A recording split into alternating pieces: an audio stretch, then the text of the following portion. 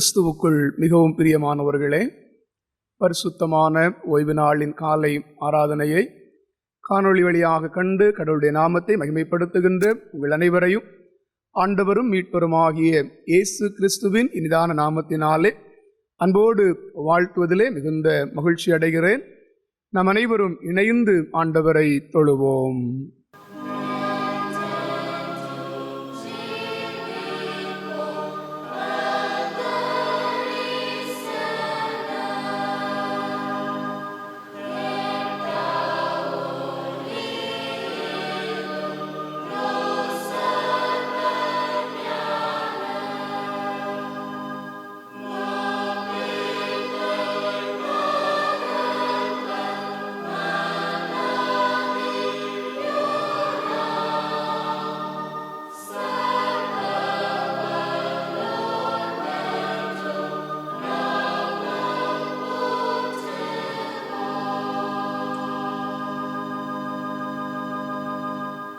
கர்த்தரை துதியுடன் பாடிக்கொண்டாடுங்கள். நம்முடைய தேவனை சுரமண்டலத்தால் கீர்த்தனம் பண்ணுங்கள். அவர் உன் வாசல்களின் தாழ்பாள்களை பலப்படுத்தி உன்னிடத்திலுள்ள உன் பிள்ளைகளை ஆசீர்வதிக்கிறார். அவர் உன் எல்லைகளை சமாதானம் உள்ளவைகளாக்கி உச்சிதமான கோதுமையினால் உன்னை திருப்தியாக்குகிறார். ஜெபம் செய்வோம்.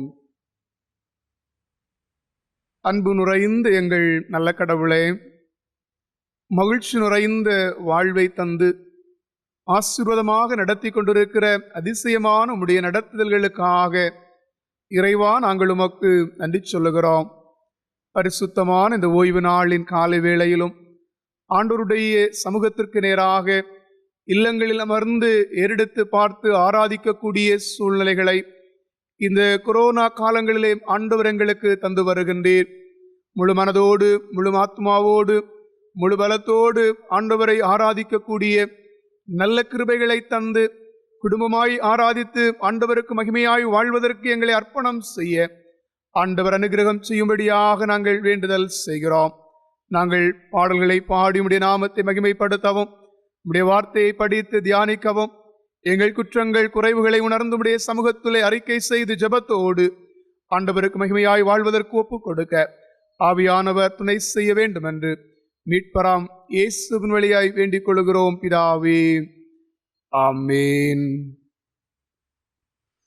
ஆண்டவருடைய நாம மகிமைக்காகவும் இந்த நாள் ஆராதனையினுடைய ஆசீர்வாதத்திற்காகவும் நாம் யாவரும் இணைந்து 373வது கீர்த்தனை பாடலை பாடுவோம். அடைக்கலம் அடைக்கலமே ஏசுநாதா உன் அடைக்கலம் அடைக்கலமே. 373வது கீதம் பாடுவோம்.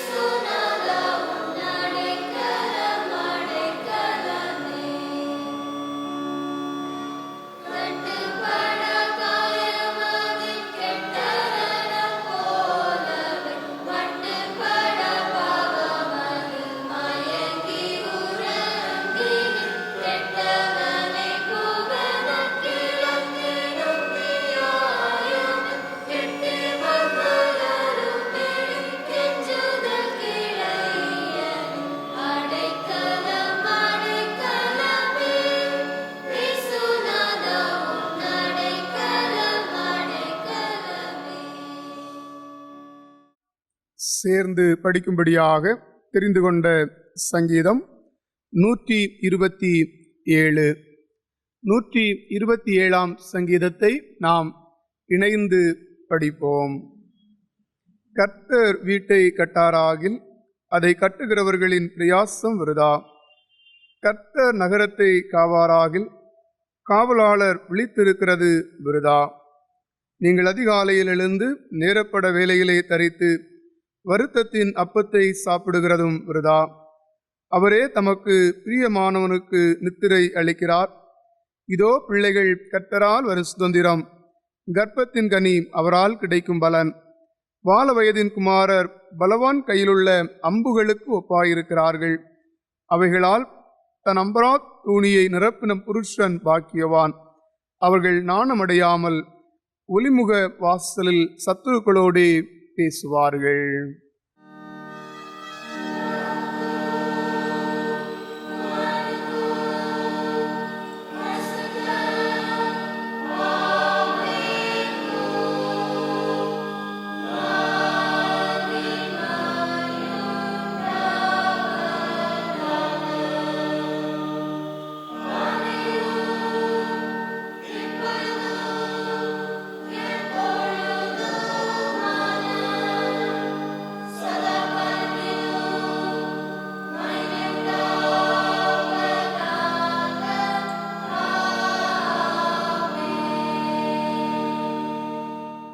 ஆண்டவருடைய சமூகத்திலே ஜெப நிலையில் நம்முடைய பாவங்களை அறிக்கை செய்வோம்.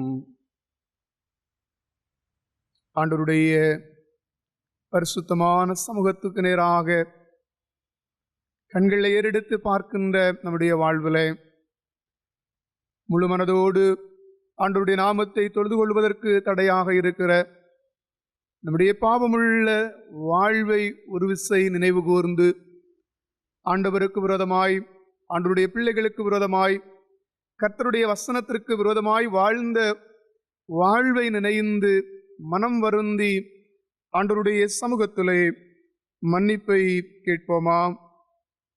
ஆண்டவருடைய பரிசுத்தமான சமூகத்திலே பாவமுள்ள நிலையிலே வாழுகின்ற நம்முடைய பாவ சரீரத்தை விட்டு பரிசுத்தமுள்ள வாழ்வோடு கூட நீரனை மாற்றும் என்று சொல்லி ஆண்டவருடைய சமூகத்திலே நாம் கேட்போமா. தன் பாவங்களை மறைக்கிறவன் வாழ்வடைய மாட்டான், அவைகளை அறிக்கை செய்து விட்டு விடுகிறவனோ ஆண்டவருடைய இரக்கத்தை பெறுவான் என்று வசனம் சொல்வது போல ஆண்டவருடைய இரக்கத்தை பெற்றுக்கொள்வதற்காக நம்முடைய பாவங்களை உணர்ந்து, ஆண்டவரே நான் பாவியாக உம்முடைய சமூகத்திலே வந்திருக்கிறேன் அப்பா, பரிசுத்தம் இல்லாமல் உம்மை தரிசிக்க முடியாது, என்னை மன்னியும் என்று சொல்லி மனத்தாழ்மையோடு கூட நாம் செய்த பாவங்களை ஆண்டவருடைய சமூகத்திலே அறிக்கை செய்வோமா. நம்முடைய தனிப்பட்ட வாழ்விலே அந்தரங்கமாய் செய்த பாவங்கள் உண்டு, மறைவிடத்திலே செய்த பாவங்கள் உண்டு. ஆண்டவர் விரும்பாத காரியங்களை யாரும் அறியவில்லை என்று சொல்லி ஒளிப்பிடமாய் செய்த தவறுகளையும் ஆண்டவர் அறிகின்றார். தாவீதினுடைய அந்தரங்கமான பாவத்தை ஆண்டவர் அறிந்து கடிந்து கொண்டு அவருடைய வாழ்விலே மாற்றம் பெறுவதற்கு தீர்க்கதரிசி அனுப்பினதைப் போல நம்முடைய வார்த்தை ஆண்டவரே, நாங்கள் செய்கின்ற பாவங்களிலிருந்து விடுபட்டு வாழ்வதற்கு எச்சரிப்பாக அமைகிறது. ஆண்டவரே, அந்த எச்சரிப்பை உணர்ந்து மனமாற்றம் பெறத்தக்கதாக ஆண்டவரே என்னை மன்னியும் என்று சொல்லி ஆண்டவருடைய சமூகத்திலே சொல்லுவோமா. ஆண்டவர் இந்த பூமியிலே நம் மகிழ்வோடு வாழ்வதற்காக குடும்பத்தை தந்திருக்கிறார். குடும்பங்களிலே நல்ல உறவுகளை ஆண்டவர் தந்திருக்கின்றார். ஆனால் பல நேரங்களிலே இந்த உறவிலே உண்மையாக நாம் இருக்கிறோமா என்பதை சிந்தித்து பார்க்க வேண்டும். ஆண்டவர் தந்திருக்கின்ற குடும்பத்திலே ஒருவரை ஒருவர் உண்மையாய் நேசிக்கின்றவர்களாய் நாம் இருக்கின்றோமா? இல்லை, காரணமில்லாத நோக்கங்களுக்காக கோபப்படுகின்ற சூழ்நிலைகள், மனக்கசப்புகளை உருவாக்குகின்ற சூழ்நிலைகள், வைராக்கியங்களை உருவாக்குகின்ற சூழ்நிலைகள் குடும்பங்களிலே நம் நிமித்தமாக ஏற்பட்டிருக்கும் என்று சொன்னால், ஆண்டவரே, இணைந்து வாழ்வதற்காய், கூடி வாழ்வதற்காய் உருவாக்கின குடும்ப உறவுகள் சீர்குலைவதற்கு ஏதோ ஒரு விதத்திலே நான் காரணமாகிவிட்டேனே என்று சொல்லுகிற பாவ உணர்வு நமக்குள் எழும்பும் என்று சொன்னால், ஆண்டவரே என்னை மன்னியும் என்று சொல்லி ஆண்டுடைய சமூகத்திலே மன்னிப்பை கேட்போமாம். கணவன் மனைவியிடத்திலே இருக்கின்ற அன்பிலே குறைபட்டவர்களாய் நாம் இருப்போம் என்று சொன்னால், பெற்றோர் பிள்ளைகளிடத்திலே இருக்கின்ற அன்பிலே குறைவுள்ளவர்களாய் நாம் இருப்போம் என்று சொன்னால், ஒருவரை ஒருவர் நேசிப்பதற்காக ஆண்டவர் குடும்பத்தை தந்தார் என்கின்ற நிலையிலே நேசிக்க மறந்து போன தருணங்களுக்காக மனம் வருந்தி ஆண்டுடைய சமூகத்திலே மன்னிப்பை கேட்போமாம். குடும்பமாய் கூடி ஆண்டவரை ஆராதிக்கக்கூடிய,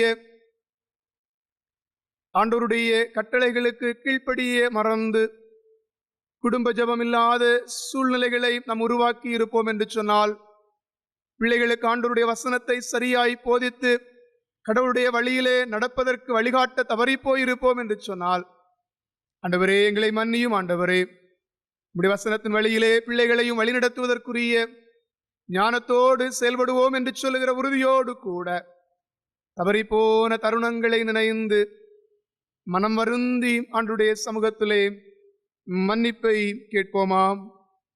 உண்மையாய் மனம் திரும்புகிற யாவருக்கும் ஆண்டவராகிய இயேசு கிறிஸ்து தன்னுடைய கல்வாரி இரத்தத்தினாலே பாவங்களை கழுவி பரிசுத்தப்படுத்தி புது வாழ்வை தருகிற ஆண்டவராக இருக்கிறார். அந்த ஆண்டவர் நமக்காக சிலுவையிலே தம்முடைய இரத்தத்தை சிந்தினாரே. அவருடைய காயங்களினாலே நாம் குணமாகும்படியாய், அவருடைய இரத்தத்தினாலே நாம் கழுவி பரிசுத்தமாக்கப்படுவதற்காக ஆண்டவருடைய சிலுவையை நோக்கி பார்த்து, ஆண்டவரை நான் செய்த பாவங்கள் என்னுடைய கண் முன்பாக நிற்கிறது, என்னுடைய பாவங்களை பாராதபடி ஆண்டவரின் பாவங்கள் எல்லாவற்றையும் மன்னித்து புது வாழ்வை தாரும் என்று சொல்லுகிற அர்ப்பணத்தோடு கூட 368வது ஞான பாடலின் 1-3 சரணங்களை பாடி நம்முடைய பாவங்களை நாம் அறிக்கை செய்வோமாம்.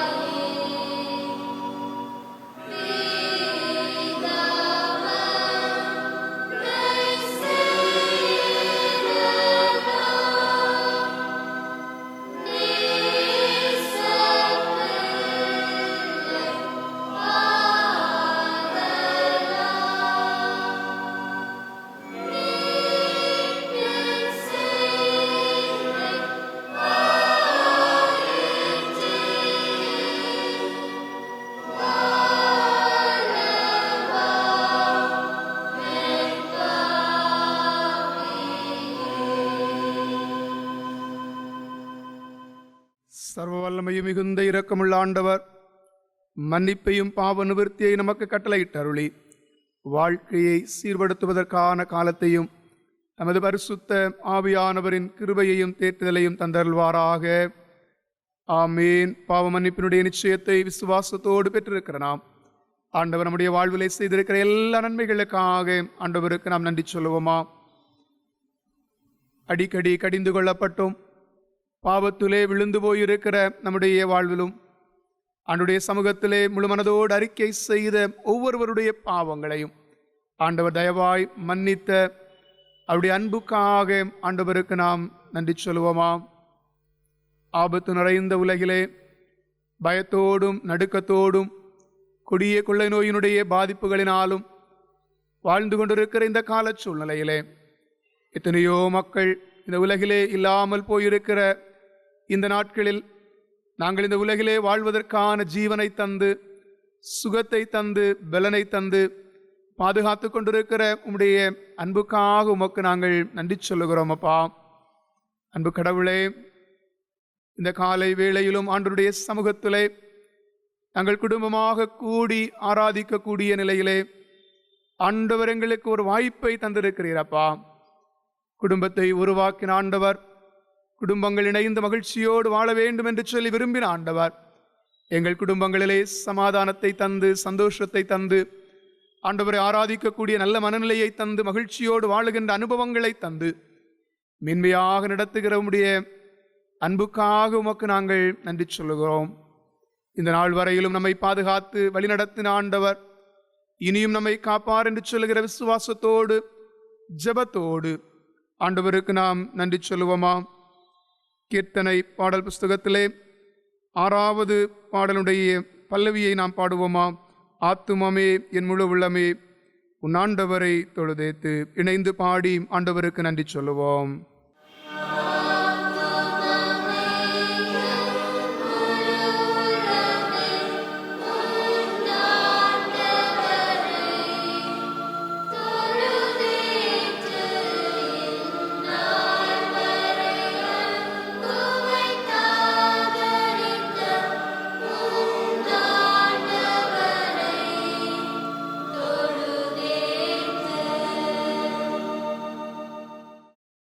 ஆண்டவர் நமக்கு கற்றுத்தந்த ஜெபத்தை இணைந்து ஏறெடுப்போம். பரமண்டலங்களில் இருக்கிற எங்கள் பிதாவே, உம்முடைய நாமம் பரிசுத்தப்படுவதாக, உம்முடைய ராஜ்யம் வருவதாக, உம்முடைய சித்தம் பரலோகத்திலே செய்யப்படுவது போல பூமியிலும் செய்யப்படுவதாக. எங்களுக்கு வேண்டிய ஆகாரத்தை இன்று எங்களுக்கு தாரும். எங்கள் கடனாளிகளுக்கு நாங்கள் மன்னிக்கிறது போல எங்கள் கடன்களை எங்களுக்கு மன்னியும். எங்களை சோதனைக்கு பிரவேசிக்க பண்ணாமல் தீமையிலிருந்து ரட்சித்துக் கொள்ளும். ராஜ்யமும் வல்லமையும் மகிமையும் என்னென்றேக்கும் உடையவைகளே. ஆமேன். இந்த நாளுக்குரிய திருமுறை பாடம் படிக்க கேட்போம். வாசிக்கும்படியாக கொடுக்கப்பட்ட வேத பகுதி மத்தேயு எழுதிய சுவிசேஷம் 19ஆம் அதிகாரம் 1 முதல் 6 முடிய. இயேசு இந்த வசனங்களை சொல்லி முடிந்த பின்பு அவர் கலிலேயாவை விட்டு யோர்தானுக்கு அக்கறையான யூதாயாவின் எல்லைகளில் வந்தார். திரளான ஜனங்கள் அவருக்கு பின் சென்றார்கள். அவ்விடத்தில் அவர்களை சொஸ்தமாக்கினார். அப்பொழுது பரிசேயர் அவரை சோதிக்க வேண்டுமென்று அவரிடத்தில் வந்து, புருஷனானவன் தன் மனைவியோடு எந்த முகாந்திரத்தினாலாகிலும் தள்ளிவிடுவது நியாயமா என்று கேட்டார்கள். அவர்களுக்கு அவர் பிரதித்திரமாக, ஆதியிலே மனுஷரை உண்டாக்கினவர் அவர்களை ஆணும் பெண்ணுமாக உண்டாக்கினார் என்பதையும், இது நிமித்தம் புருஷனானவன் தன் தகப்பனையும் தாயையும் விட்டு தன் மனைவியோடே இசைந்திருப்பான், அவர்கள் இருவரும் ஒரே மாம்சமாயிருப்பார்கள் என்று அவர் சொன்னதையும் நீங்கள் வாசிக்கவில்லையா? இப்படி இருக்கிறபடியினால் அவர்கள் இருவராயிராமல் ஒரே மாம்சமாயிருக்கிறார்கள். ஆகையால் தேவன் இணைத்ததை மனுஷன் பிரிக்காதிருக்க கடவன் என்றார். வாசிக்கும்படியாக கொடுக்கப்பட்ட வேத பகுதி வாசித்து முடிந்தாயிற்று. ஜெபம் செய்வோம். ஆபத்து நாளிலே என்னை நோக்கி கூப்பிடு, நான் உன்னை விடுவிப்பேன், நீ என்னை மகிமைப்படுத்துவாய் என்று சொல்லி எங்களுக்கு வாக்குரைத்த எங்கள் அன்பு நுரைந்த நல்ல கடவுளே, ஆசீர்வாதமான இந்த ஓய்வு நாளிலும் உம்முடைய சமூகத்திலே அமர்ந்து இல்லங்களிலே ஆண்டவரை ஆராதிக்கக்கூடிய கிருபைகளை ஆண்டவர் எங்களுக்கு தருகிறீர். நாட்கள் பொல்லாதவைகள் ஆனபடியினாலே காலத்தை பிரயோஜனப்படுத்திக் கொள்ளுங்கள் என்று ஆண்டவருடைய வசனம் சொல்வது போல, பொல்லாத நாட்களிலே நாங்கள் வைக்கப்பட்டிருக்கிறோம் என்பதை உணர்ந்து நாட்களை பிரயோஜனப்படுத்தக்கூடிய நல்ல கிருபைகளை ஆண்டவர் எங்களுக்கு தருகிறபடியினாலே நன்றி சொல்லுகிறோம். அருமையான நம்முடைய பிள்ளைகள் ஒவ்வொருவர் மேலும் உம்முடைய அளவில்லாத அன்பின் கிருபை நிறைவாய் தங்கியிருப்பதாக. ஒவ்வொரு விசுவாச குடும்பத்தின் பிள்ளைகளையும் ஆண்டவர் கண்மணிகளைப் போல காத்து ஆண்டவர் ஆசீர்வதிக்கும்படியாக நாங்கள் செபிக்கிறோம். குடும்பங்களிலே தேவ சமாதானம் தங்கியிருக்கட்டும், தேவ பிரசன்னம் நிறைவாய் தங்கியிருக்கட்டும். ஜெபத்தோடு காத்திருக்கிற நன்மைகள், ஆசீர்வாதங்கள், மேன்மையான அனுபவங்களை வாழ்விலே நிறைவாக கண்டுகொள்ளத்தக்கதாகவும், கர்த்தருடைய ஆசீர்வாதங்களை நிறைவாய் வாழ்விலே பெற்றுக்கொண்டு ஆண்டவருக்கு மகிமையாய் வாழுகின்ற அனுபவங்களோடு கர்த்தர் வழிநடத்தும்படியாக நாங்கள் செபிக்கிறோம். அருமையான பெற்றோரை ஆண்டவர் ஆசீர்வதியும். ஆண்டவர் தந்திருக்கிற மகிழ்ச்சி நிறைந்த குடும்ப வாழ்விலே கர்த்தர் தந்திருக்கின்ற எல்லா நன்மைகளுக்காக, குழந்தை செல்வங்களுக்காக, ஆசீர்வாதங்களுக்காக ஆண்டவருக்கு நன்றி சொல்லுகிறோம். கர்த்தருடைய ஆசீர்வாதம் தம்முடைய பிள்ளைகளின் குடும்பங்களிலே தங்கி இருக்கவும், உழைப்பின் பலன்கள் கடவுளால் ஆசீர்வதிக்கப்படவும், பிள்ளைகளின் வாழ்விலே எதிர்பார்த்திருக்கிற நன்மைகளை கண்டு ஆண்டவர் எங்கள் பிள்ளைகளை ஆசீர்வதித்திருக்கிறார் என்று சொல்லி நன்றி சொல்லுகின்ற அனுபவங்களோடு முன்னேறி செல்ல கர்த்தர் துணை செய்யும்படியாக நாங்கள் செபிக்கிறோம். அன்பான பிள்ளைகளை ஆசீர்வதியும். சின்னஞ்சிறிய பிள்ளைகள், தவழ்ந்து விளையாடுகின்ற பிள்ளைகள், மழலை செல்வங்கள், வளர்ந்து வருகிற பிள்ளைகள், படிக்கின்ற பிள்ளைகள் ஒவ்வொருவர் மேலும் உடைய கிருபை கூட இருக்கும்படியாகவும், நல்ல ஞானத்திலும் வளர்த்தியிலும் தேவ கிருபையிலும் மனுஷ தயவிலும் வளரத்தக்கதான நல்ல பாக்கியங்களை ஸ்லாக்கியங்களை தந்து கர்த்தர் ஆசீர்வதிக்கும்படியாக நாங்கள் செபிக்கிறோம். பிள்ளைகளின் வாழ்விலே நன்மைகளுக்காய் காத்திருக்கிற அன்பான நம்முடைய பிள்ளைகளுக்காக நாங்கள் செபிக்கிறோம். அப்பா, திருமண காரியங்களுக்காக காத்திருக்கிற நம்முடைய பிள்ளைகள் உண்டு, ஜெபத்தோடு ஆயத்தப்படுகிற நம்முடைய பிள்ளைகள் உண்டு.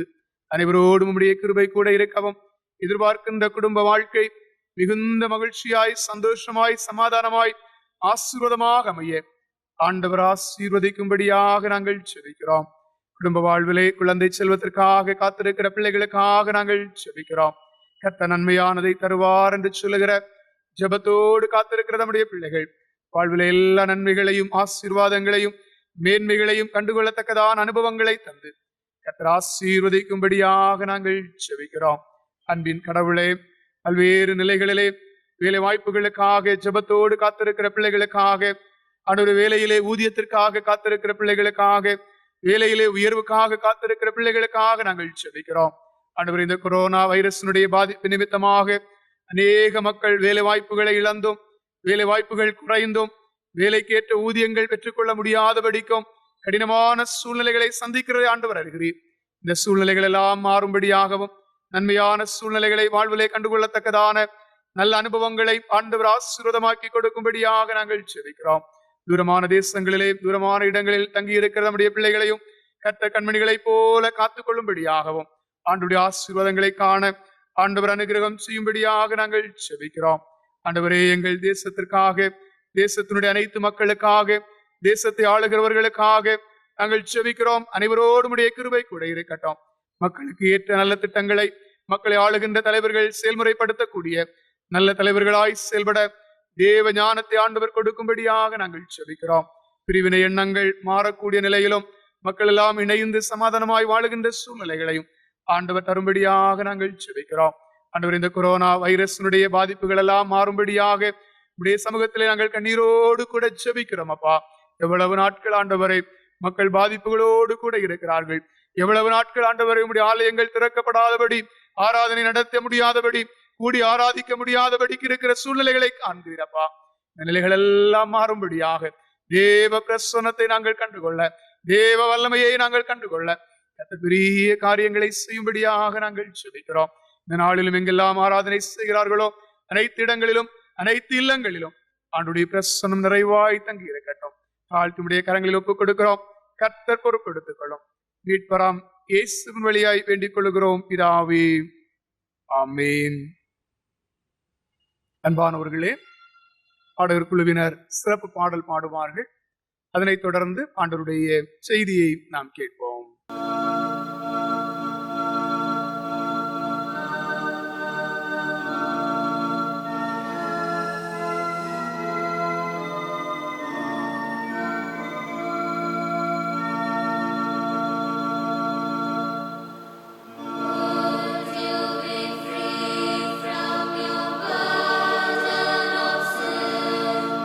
Let's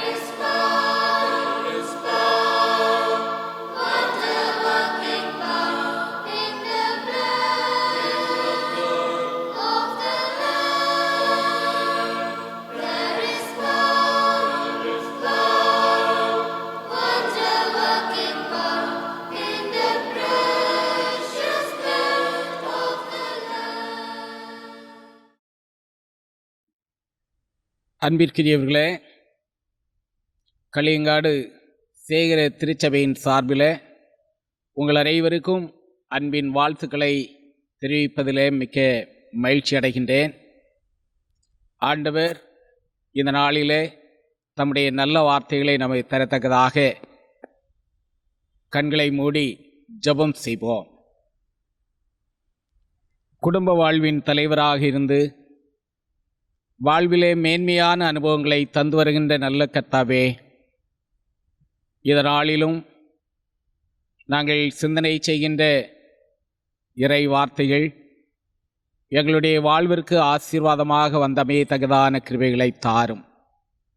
பேசுகின்ற அடியேனை மறைத்து உம்மை வெளிப்படுத்தும். கேட்கின்ற ஒவ்வொருவரும் புது வாழ்வின் அனுபவத்தோடு ஆண்டவருக்கு மைமையான பிள்ளைகளாய் ஜீவிக்கத்தக்கதாக கர்த்தர் ஒவ்வொருவரையும் தகுதிப்படுத்தி வழி நடத்த வேண்டும் என்று இரட்சகராம் இயேசுவின் நாமத்தில் வேண்டுகிறோம் பரப்பித்தாவே, ஆமென்.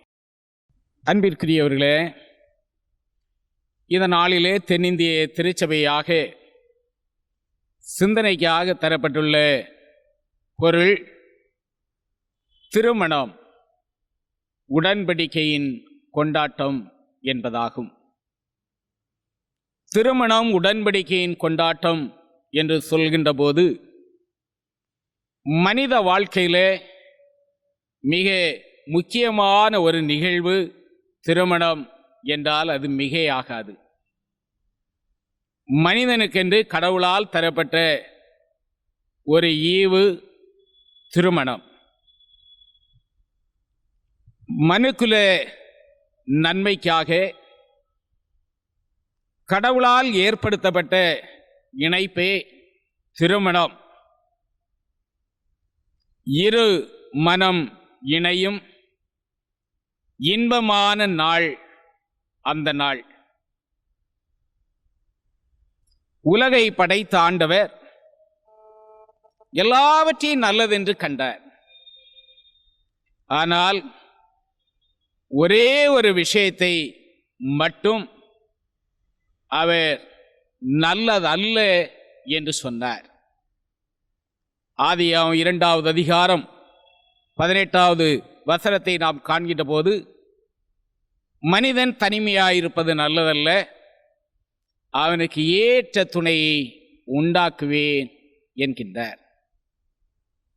மனிதன் தனிமையாயிருப்பது நல்லதல்ல, அவனுக்கு ஏற்ற துணையை உண்டாக்குவேன் என்றார்.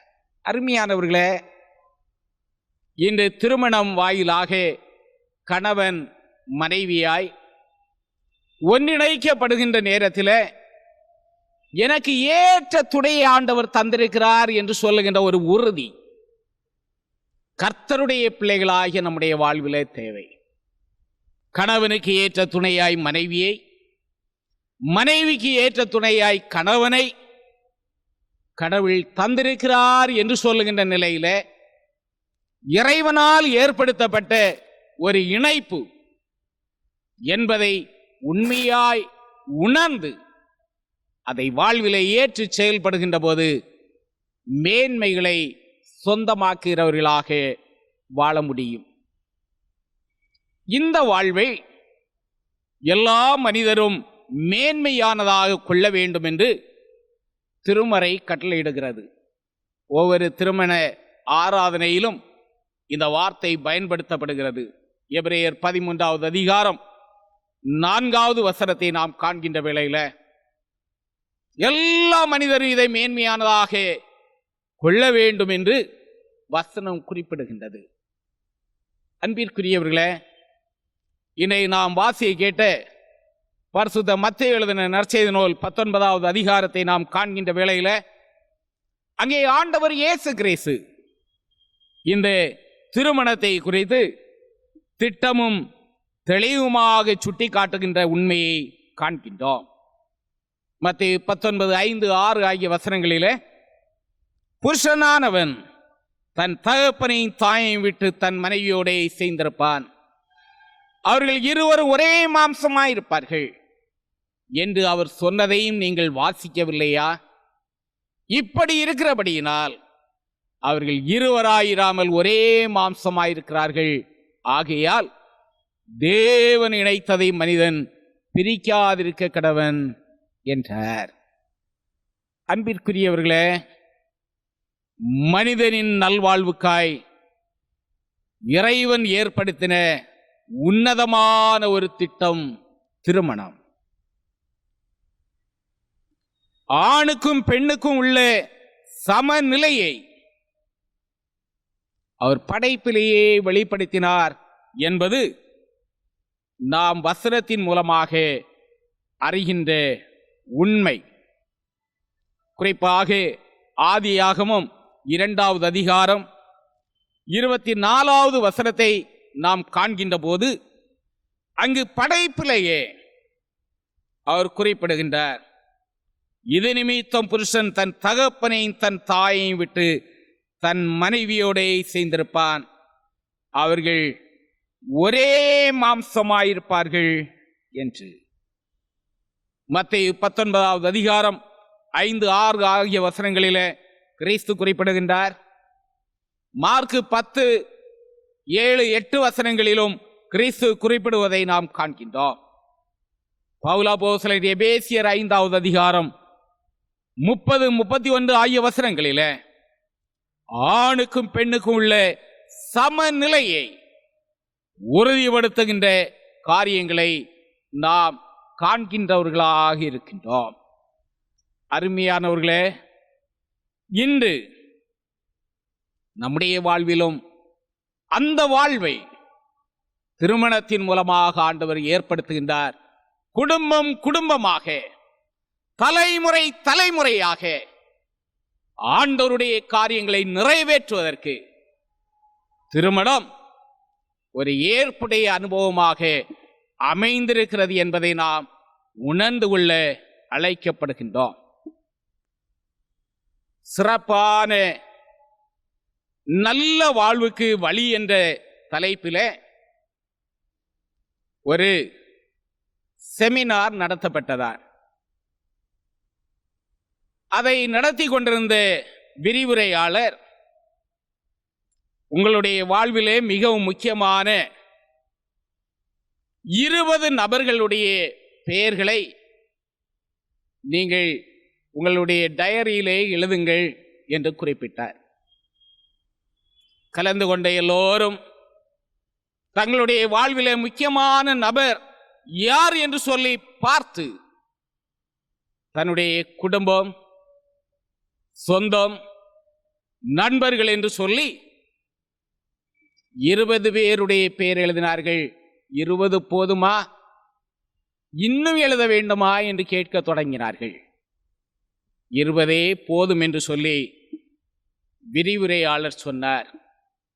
அடுத்ததாக சொன்னார், இந்த 20 பேரில் அதிக முக்கியத்துவம் இல்லாத 10 பேருடைய பெயரை நீங்கள் அதிலிருந்து மாற்றி விடுங்கள், கட் பண்ணுங்கள் என்று சொன்னார். உடனடியாகவே அதை செய்ய ஆரம்பித்தார்கள். 10 பேருடைய பெயர்கள் மாற்றப்பட்டு விட்டது என்று சொன்னபோது அடுத்து 10 பெயர்கள் இருக்கிறது. இதிலே உங்களுக்கு அதிக முக்கியத்துவம் இல்லாத பெயர்களிலே ஒரு 6 பெயர்களை நீக்குங்கள் என்று சொன்னார். யாரை நீக்குவது என்று சொல்லி அப்படியே யோசித்துக் கொண்டே இருந்தார்கள். எப்படியும் நீக்கினார்கள். நீக்கின போது இப்பொழுது எத்தனை பேர் இருக்கிறது? 4 பேருடைய பெயர் இருக்கிறது என்று சொல்லி ஒரு ஆண்டவருடைய பிள்ளை, நான் 4 பேருடைய பெயரை வைத்திருக்கிறேன்,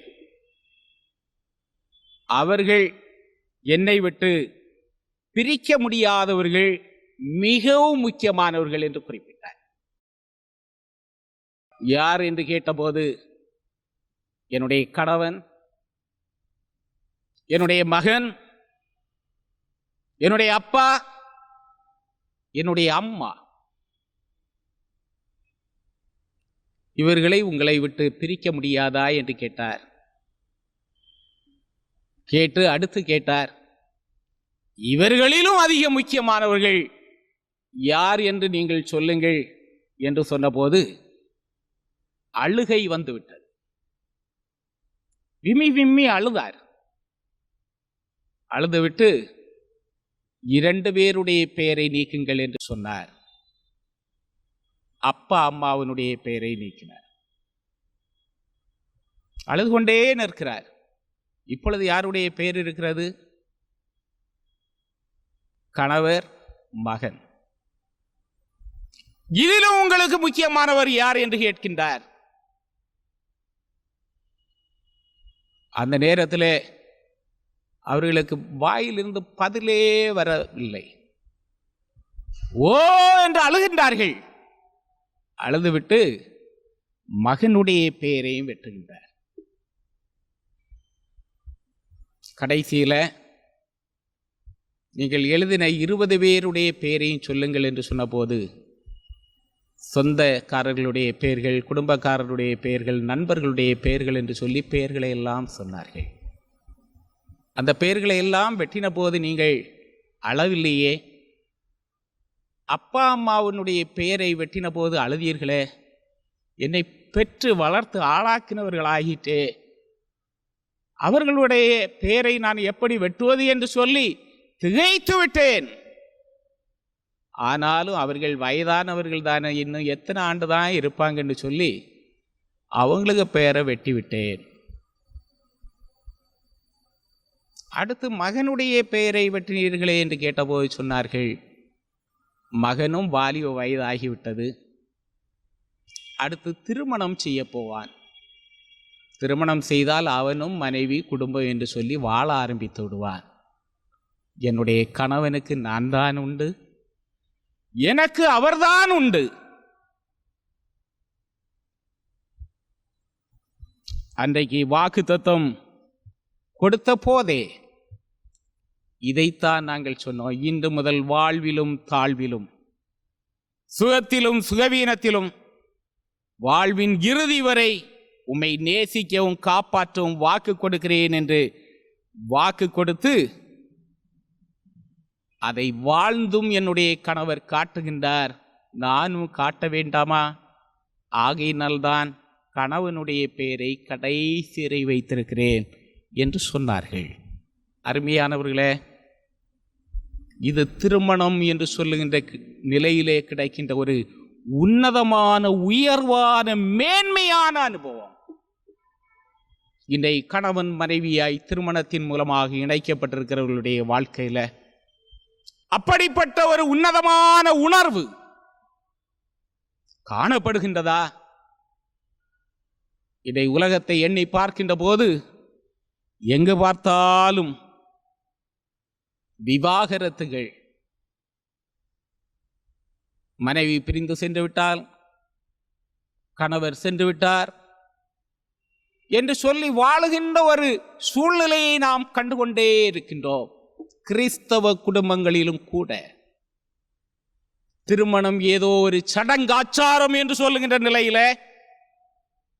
அமைந்து கொண்டிருக்கின்ற சூழ்நிலைகளை எல்லாம் காண்கின்றோம். அன்பிற்குரியவர்களே, திருமணம் கடவுளால் ஏற்படுத்தப்பட்டது. இது ஆண்டவருடைய இணைப்பு, அவருடைய திட்டம், தீர்மானம் என்பதை நாம் உணர்ந்து கொண்டவர்களாய் ஆண்டவருக்கு மகிமையாக வாழ வேண்டியது அவசியம். தேவன் இணைத்ததை என்று இங்கு வசனம் குறிப்பிடுகின்றது. தேவனால் நாங்கள் இணைக்கப்பட்டோம் என்று சொல்லுகின்ற ஒரு உறுதி காணப்படுமே என்று சொன்னால் அந்த வாழ்விலே உன்னதமான அனுபவங்களை கண்டுகொள்ள முடியும் என்பதில் சந்தேகமே கிடையாது. அந்த திருமண வாழ்வு ஒரு நிலையான அன்பின் வாழ்வாக அமைய வேண்டும் என்பது இறைவனுடைய விருப்பம். திருமணம் என்று சொன்னால் அது நிலையான அன்பு வாழ்வு. அதைத்தான் இங்கு வசனம் சொல்லுகின்றது. புருஷனானவன் தன் தகப்பனையும் தாயை விட்டு தன் மனைவியோட இசைத்திருப்பான், அவர்கள் இருவரும் ஒரே மாம்சமாயிருப்பார்கள். அவர்கள் இருவரும் ஒரே மாம்சமாயிருப்பார்கள். வாழ்நாள் முழுவதும் நிலையான அன்பின் வாழ்வு அமைய வேண்டும். என்னை பாதுகாக்க, என்னை நேசிக்க, என்னோடு கடைசி வரை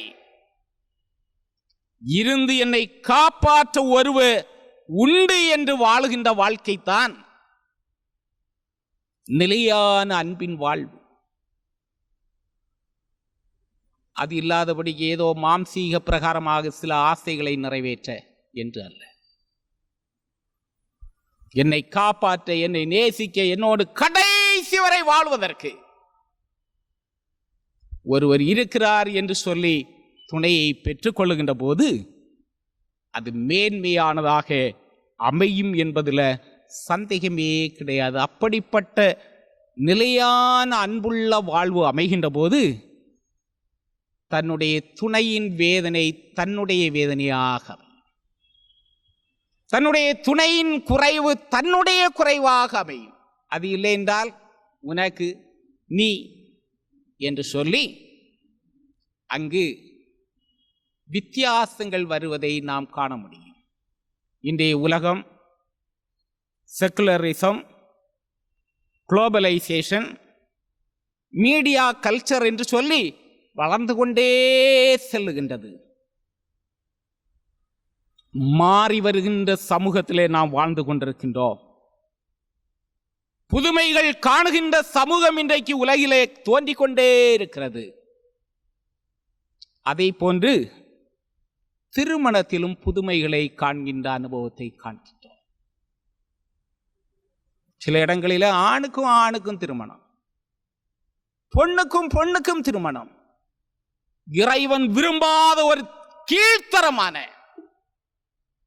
காரியம் நடைபெறுவதை நாம் காண்கின்றோம். கர்த்தருடைய பிள்ளைகளாய் இன்று நம்முடைய வாழ்வு எத்தகையதாக அமைந்திருக்கிறது என்பதை நாம் உணர்ந்து கொள்ள கடவுள் அழைக்கின்றவராக இருக்கின்றார். குடும்ப வாழ்வு கடவுளால் தரப்படுகிறது என்று சொல்லுகின்ற நிலையில family is a gift of God என்கின்ற நிலையில நம்முடைய வாழ்வு அமையுமே என்று சொன்னால் அங்கே அன்பின் அனுபவங்கள் வெளிப்படும் என்பதில் சந்தேகமே கிடையாது. குடும்ப வாழ்வு அன்பு கூறத்தக்கதாக தரப்படுகிறது. எபேசியர் 5வது அதிகாரம் 25வது வசனத்தை காண்கின்ற வேளையில கிறிஸ்து சபையை நேசிப்பது போல புருஷன் தன் மனைவியிலே அன்பு கூற வேண்டும், மனைவி புருஷனிடத்திலே அன்பு கூற வேண்டும். இதுதான் வசனம் சொல்லுகின்ற உண்மை. ஆனால் இன்று அழகு, கல்வி, பணம், ஊதியம், வேலை இவற்றிலேதான் நம்பிக்கை வைக்கின்ற சூழ்நிலைகளை காண்கின்றோம். அதுவல்ல, கடவுளிலே நம்பிக்கை வைத்து ஒருவரோடு ஒருவர் அன்பாக வாழ்கின்ற போது இவைகள் எல்லாம் கிடைக்கும் என்பதில் சந்தேகமே கிடையாது. மனிதன் எதிர்பார்க்கின்ற அத்தனை நன்மைகளையும் கடவுளிடத்தில் நம்பிக்கை வைத்து அன்போடு வாழ்கின்ற போது சுதந்திரிக்க முடியும் என்பதுதான் திருமறை நமக்கு கற்றுத்தருகின்ற பாடமாக இருக்கின்றது. நிலையான அன்பின் வாழ்வு திருமணம் என்பதை நாம் வாழ்விலே உணர்ந்து கொள்வோம். நிலையான அன்பின் வாழ்வும் மட்டுமல்ல, நிறைவை கண்டு மகிழ்கின்ற வாழ்வும் திருமணமாக அமைகின்றது. அன்பினால் ஓருடலாய் வாழ்வது திருமணம் என்று நாம் காண்கின்றோம். ஆதியாகமம் 2வது அதிகாரம் 23வது வசனத்தை காண்கின்ற போது, இவள் என் எலும்பில் எலும்பும் என் மாம்சத்தில் மாம்சமுமாயிருக்கிறாள் என்று வசனம் சொல்லுகின்றது. இன்று கணவன் மனைவியாய் வாழுகின்ற போது என்னுடைய மாம்சத்திலே மாம்சம், என்னுடைய எலும்பிலே எலும்பு என்று சொல்லுகின்ற ஒரு இசைவு எத்தனை கணவன் மனைவியினிடத்தில் காணப்படுகிறது? ஆண்டவர் இயேசு கிறிஸ்துவும் அதைத்தான் சொன்னார். அவர்கள் இருவராயிராமல் ஒரே மாம்சமாயிருக்கிறார்கள் என்று. மத்தேயு 19:6 அதைத்தான் காண்கிறார். அவர்கள் இருவர் அல்லர், ஒரே மாம்சமாயிருக்கிறார்கள். திருமண வாழ்வு தனித்தன்மை வாய்ந்த வாழ்வின் கடைசி வரை நீடிக்கின்ற ஒரு புனிதமான, மகிழ்ச்சியான, ஒருவரில் ஒருவர் முழுமையை கண்டு மகிழும் வாழ்வு. ஒரு முழுமையும் திருப்தியையும் கண்டு மகிழும் வாழ்வு. தனிமையிலே கிடைக்காத மன நிறைவை, மகிழ்வை பெற்று வாழுகின்ற ஒரு உன்னத வாழ்வு. வாழ்விலும் தாழ்விலும், வளமையிலும் வறுமையிலும், பசியிலும் பட்டினியிலும் இணைந்து மகிழ்ந்து வாழுகின்ற வாழ்வு. இன்று அப்படிப்பட்ட வாழ்வு குடும்பங்களிலே அமைந்திருக்கிறதா என்பதை சிந்தித்து பார்க்க வேண்டும். அப்படிப்பட்ட இணைந்து மகிழ்ந்து வாழுகின்ற வாழ்வு அமைகின்ற வேளையில் அந்த குடும்பம் ஒரு குட்டி பரலோகமாகவே அமையும் என்பதில் சந்தேகமே கிடையாது. பரலோக ராஜ்யத்தை எங்கோயோ போய் பார்க்க வேண்டும் என்று சொல்லி பார்க்க வேண்டாம். நம்முடைய வாழ்விலே நாம் காண வேண்டும், கிறிஸ்து எங்களோடு கூட இருக்கிறார், எங்கள் குடும்பத்திலே இருக்கிறார், எங்கள் இல்லத்திலே இருக்கிறார் என்று சொல்லுகின்ற நிலையிலே வாழ வேண்டும். அநேக இல்லங்களிலே Christ is the head of this family, the unseen guest of every meal, the silent listener in every conversation என்று என்கின்ற வார்த்தை எழுதின பதாகையை வைத்திருப்பார்கள்.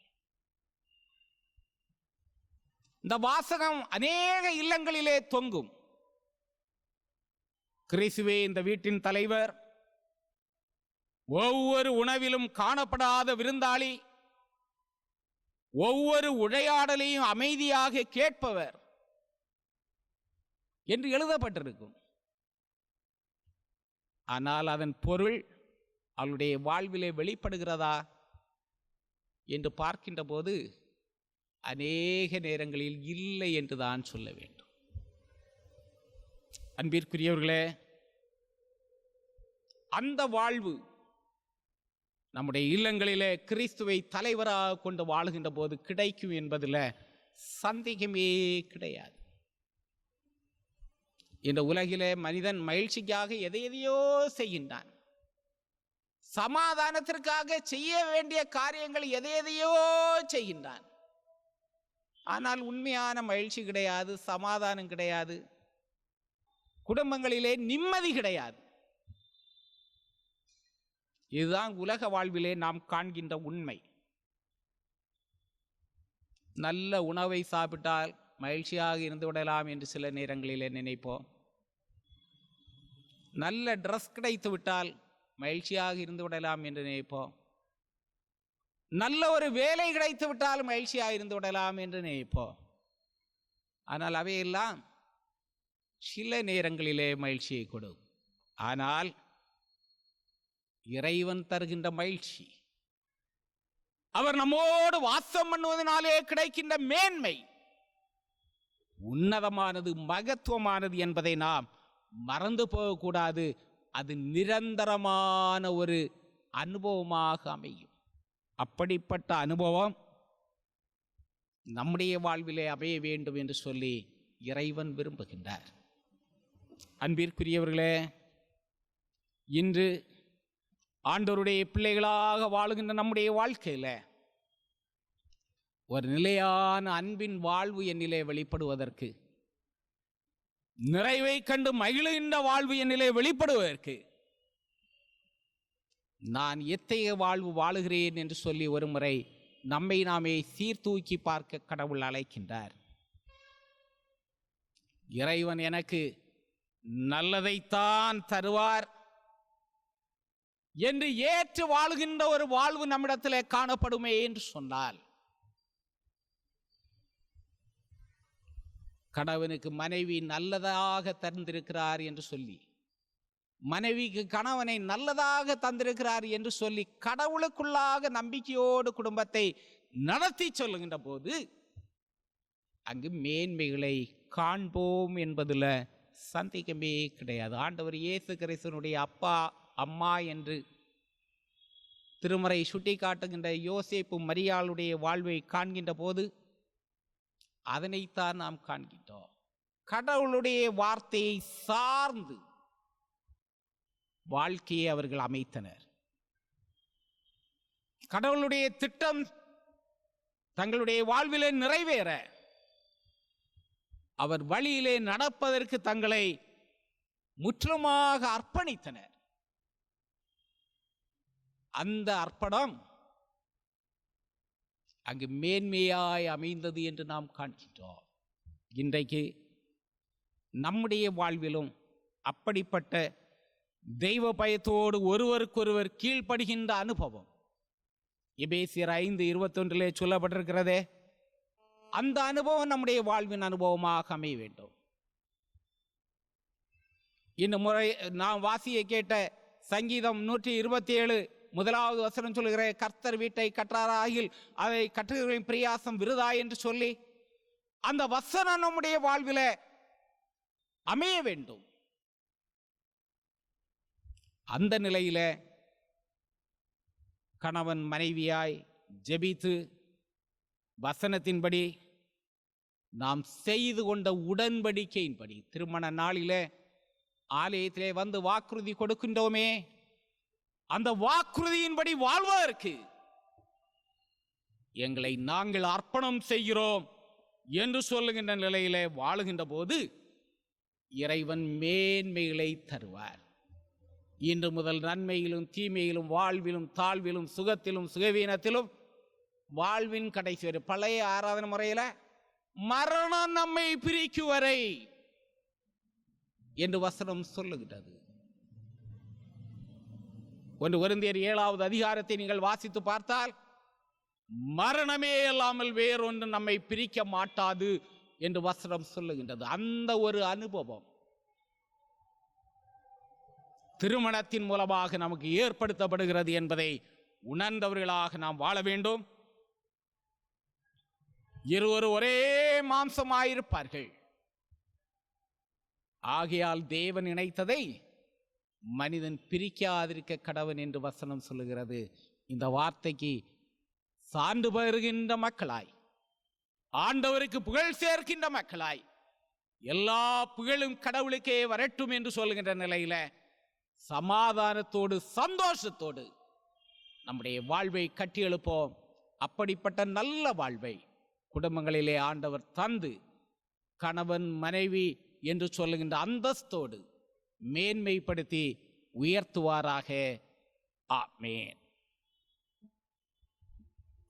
அனைவரும் இணைந்து நம்முடைய விசுவாசத்தை அப்போஸ்தல விசுவாச பிரமாணத்தின் மூலமாக அறிக்கை செய்வோம். வானத்தையும் பூமியையும் படைத்த சர்வ வல்லமையுள்ள பிதாவாகிய கடவுளை விசுவாசிக்கிறேன். அவருடைய ஒரே குமாரனாகிய நம்முடைய நாதர் இயேசு கிறிஸ்துவையும் விசுவாசிக்கிறேன். அவர் பரிசுத்த ஆவியினாலே கன்னி மரியாளிடத்தில் உற்பவித்து பிறந்தார். பொந்தி பிலாத்துவின் காலத்தில் பாடுபட்டு சிலுவையில் அறையுண்டு மரித்து அடக்கம் பண்ணப்பட்டு பாதாளத்தில் இறங்கினார். 3ஆம் நாள் மரித்தோரிடத்திலிருந்து எழுந்தருளினார். பரமண்டலத்துக்கு ஏறி சர்வ வல்லமையுள்ள பிதாவாகிய கடவுளின் வலது பாரிசத்திலே வீற்றிருக்கிறார். அவ்விடத்திலிருந்து உயிருள்ளோரையும் மரித்தோரையும் நியாயம் தீர்க்க வருவார். பரிசுத்த ஆவியை விசுவாசிக்கிறேன். பொதுவாயிருக்கிற பரிசுத்த சபையும் பரிசுத்த வான்களுடைய ஐக்கியமும் பாவ மன்னிப்பும் மரித்தோர் உயிர்த்தெழுதலும் நித்திய ஜீவனும் உண்டென்று விசுவாசிக்கிறேன். ஆமென். ஆராதனைக்கு நிறைவாக 374வது ஞான பாடலை பாடுவோம். அருள் பெற இயேசுவே நான் பாத்திரன் அல்லேன். 374வது ஞான பாடல் இணைந்து பாடுவோம்.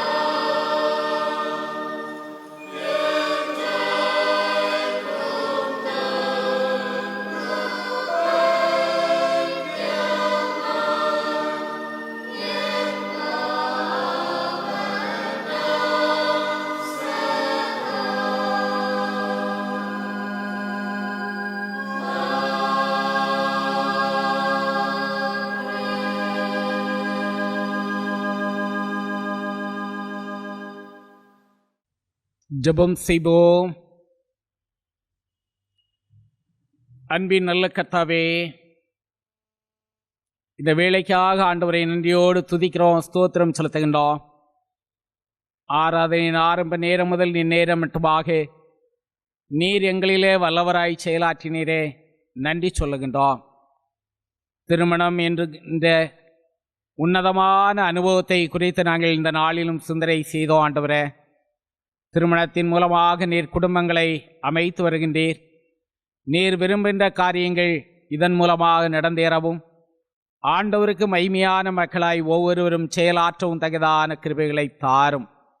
இந்த நாட்களில் கணவன் மனைவியாய் வாழ்ந்து கொண்டிருக்கின்ற ஒவ்வொருவரும் ஆண்டவருக்குள்ளாக தங்களுடைய உறவை வளர்த்து கொள்ளவும், அன்பிலே உயர்த்தப்பட்டவர்களாய் மகிழ்ச்சியின் அனுபவங்களோடு கர்த்தருக்கு மகிமையாய் வாழுகின்ற அனுபவத்தை இறைவன் தந்தருளும்படியாக செபிக்கிறோம்.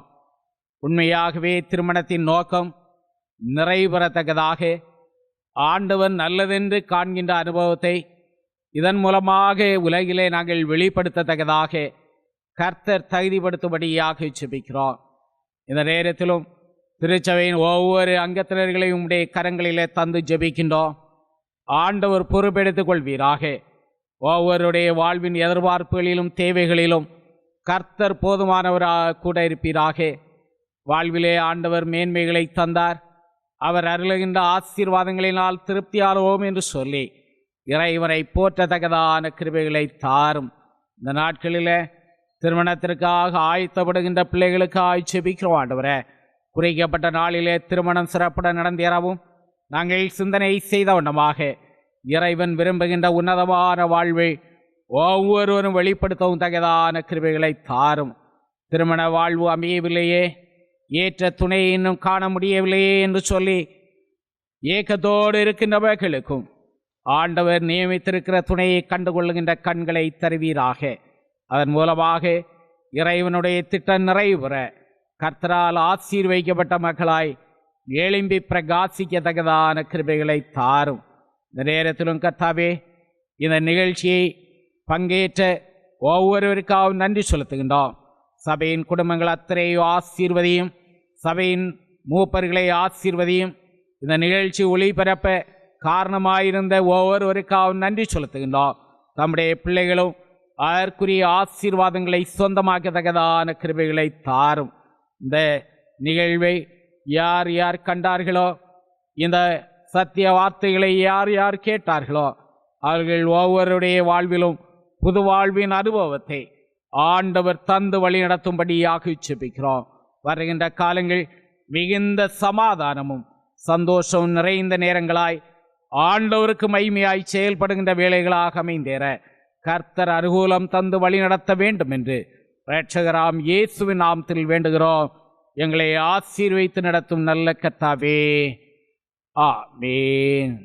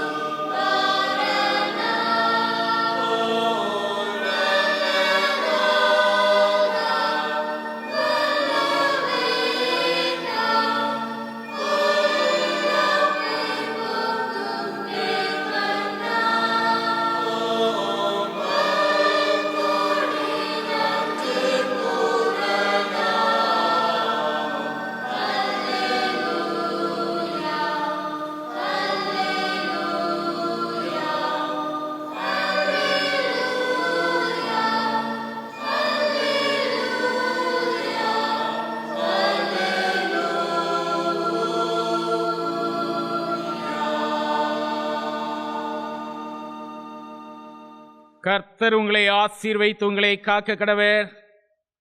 கர்த்தர் தம்முடைய முகத்தை உங்கள் மேல் பிரகாசிய பண்ணி உங்கள் மேல் கிருபையாயிருக்க கடவர். கர்த்தர் தம்முடைய முகத்தை உங்கள் மேல் பிரசன்னமாக்கி உங்களை சமாதானம் கட்டளையிட கடவர். நம்முடைய கர்த்தராகிய இயேசு கிறிஸ்துவின் கிருபையும் பிதாவாகிய தேவனின் அன்பும் பரிசுத்த ஐக்கிய சிரேயமும் நம் அனைவரோடும் இன்றும் என்றுமுள்ள சதா காலங்களிலும் தங்கியிருப்பதாக.